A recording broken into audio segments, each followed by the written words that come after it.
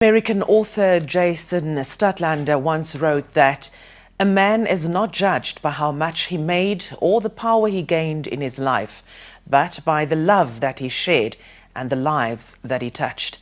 As messages of condolences keep flowing in for the late APP parliamentarian's family and close ones, it's undeniable that Ignatius Shixwameni was a larger-than-life figure who touched many lives from his days as a youth activist and leader up until his untimely demise as an MP.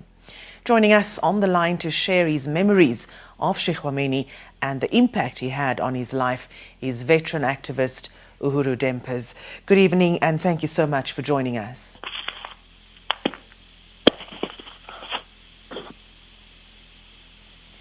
Good evening, sir. Can you hear us?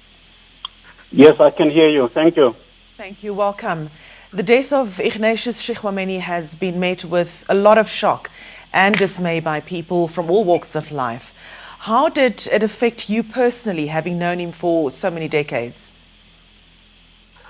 Yes, we are really still trying to come to terms with the loss of our beloved brother, comrade, friend, and really a leader in a very difficult time in the student movement.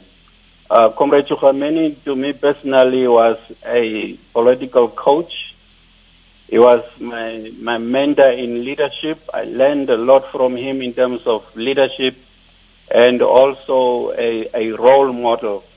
We have known each other for more than 35 years, and it's really a shock to see him go so suddenly. You and Shixwameni were jailed together because of your involvement in political activities banned by the then apartheid government. What are some of the memories from that experience that you still carry with you to this day? Our arrest followed the historic march by students from Diebra to Windhoek on the 3rd of June 1988, and where they were joined by almost all schools in Katutura. That was on a Friday. The Monday morning, we decided to organize a meeting at Shifiti, where we were to discuss with parents and teachers the way forward in terms of, is this a long-term strike? Is this a temporary thing? But before we could commence the meeting, this was disrupted and 45 students were arrested, not only from Shifiti but also from surrounding schools. After a long day of questioning, 5 of us remained. It was Comrade Shixwameni, myself, Comrade Samuel Chief Angama, who unfortunately left us early this year also due to COVID complications, and Comrade Emmanuel Chivigwa. It was probably one of the coldest winters in 1988. We were only allowed to stay with our underpants. The blankets were filthy, dirty.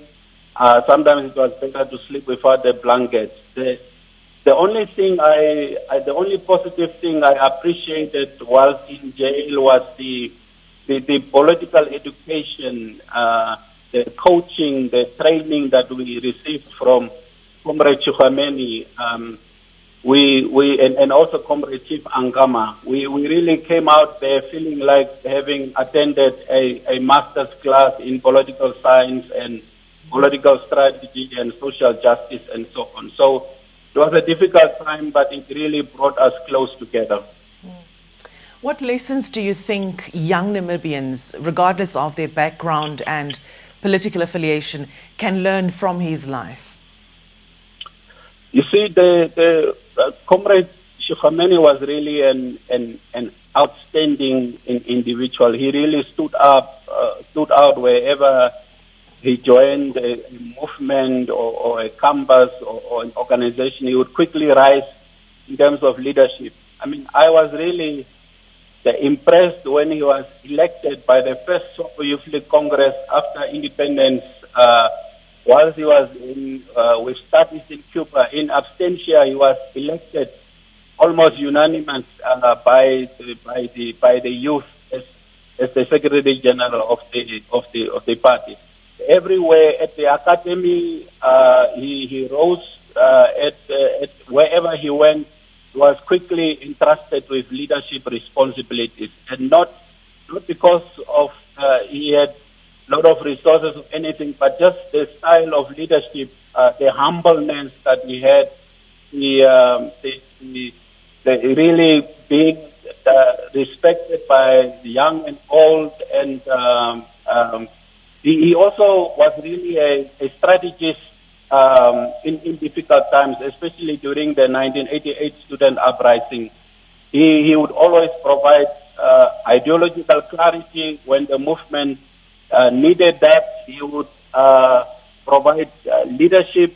He was really intellectually also a sharp debater. When we were stuck at the Congress, he would come up with some ideas that will take us forward. So the selfishness, not being materialistic like we see nowadays in Namibia. He really committed to serve Namibia until the last day, and it was really emotional to see him last hours even spending whilst on duty serving this republic. Well, we'd like to thank you so much for sharing with us some of those personal memories, and we wish you strength as you come to terms with the loss of your mentor and friend. Thank you. Thank you so much for having me.